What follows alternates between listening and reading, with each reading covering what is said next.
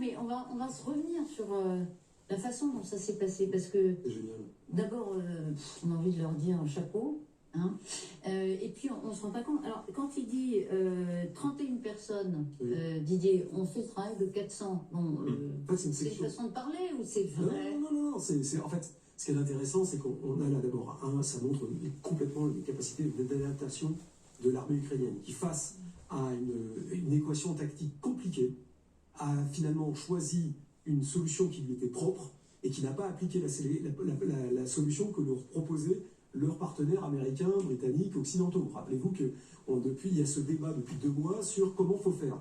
Et pourquoi est-ce que ça rate ou ça rate pas. Et ce qui est marrant, c'est que ce qui est intéressant, c'est que ce débat a commencé justement le 15 août. C'est-à-dire qu'on a vu dans la presse, dans le Washington Post, tous les trucs sur ça y est, la contre-offensive ukrainienne, c'est du n'importe quoi, ça marchera jamais.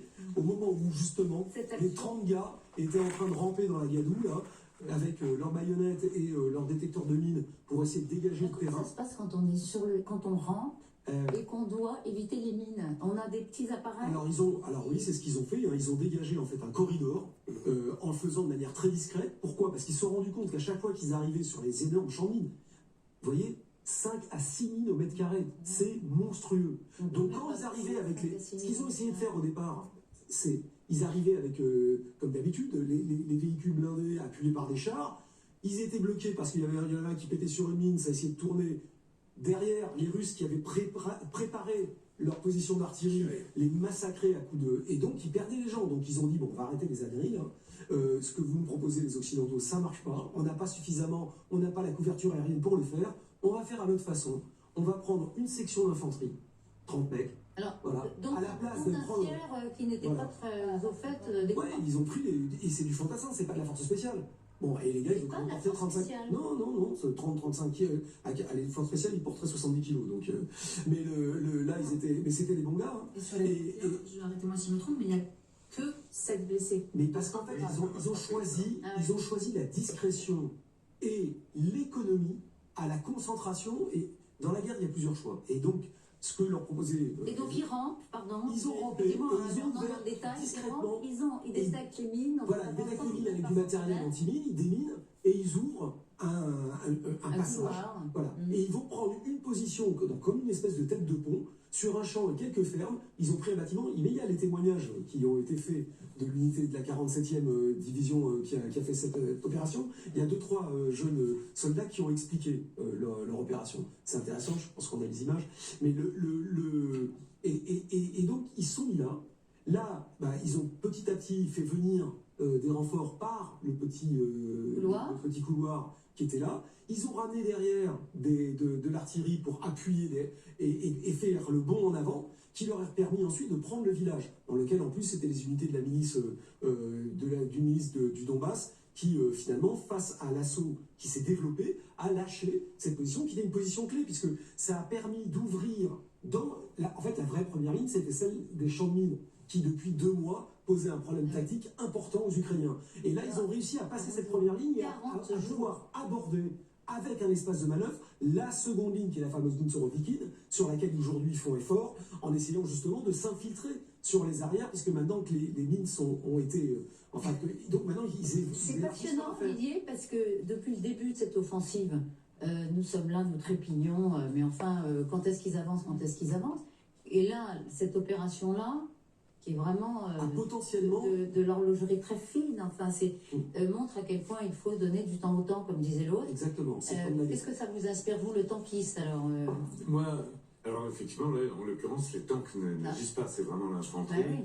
Et l'infanterie, c'est la motivation patriotique, c'est surtout si ce sont des troupes non formées.